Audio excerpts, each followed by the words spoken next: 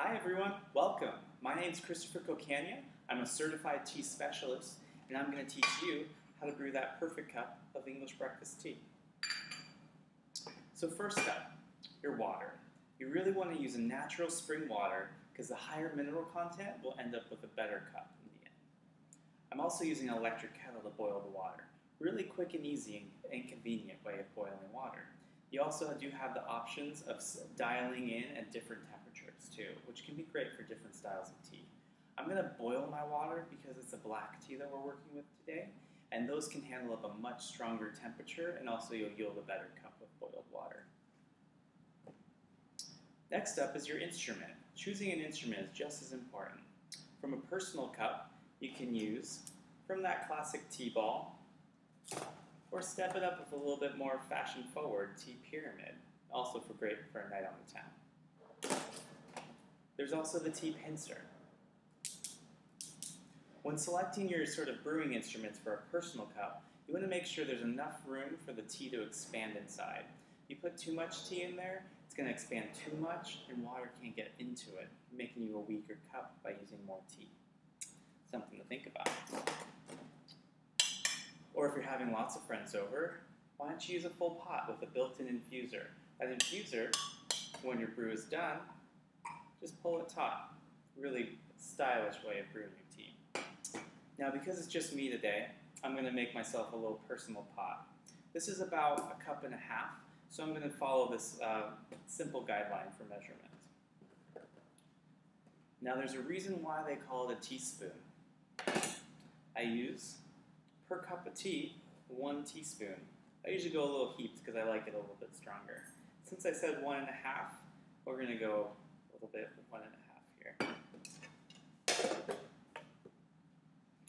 Okay, now that my water is just about boiled, I'm going to pour it in here.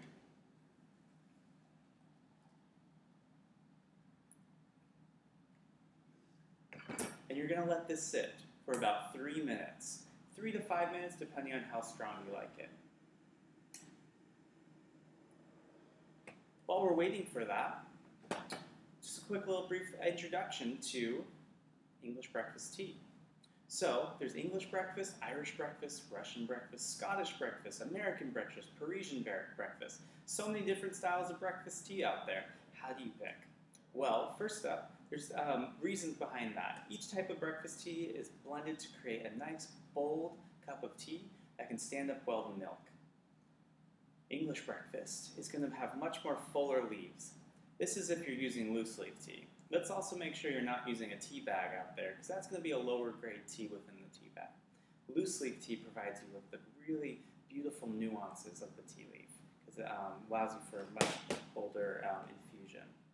Then we also have Irish breakfast. Irish breakfast almost looks like coffee granules in it. Much smaller, finer, you can broken up into little pieces.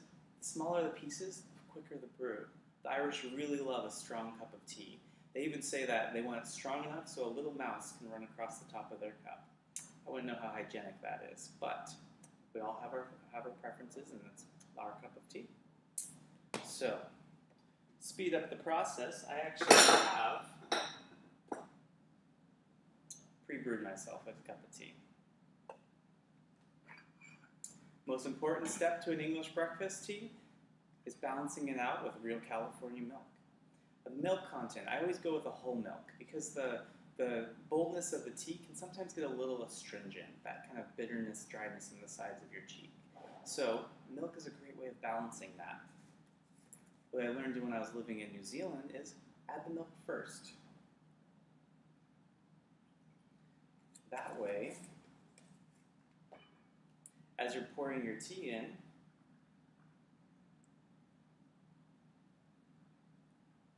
it's already mixed. No need for a teaspoon unless you're adding sugar. Okay, thank you so much for joining me. My name is Christopher Kokania. If you have any more questions, please check me out at christopherstea.com.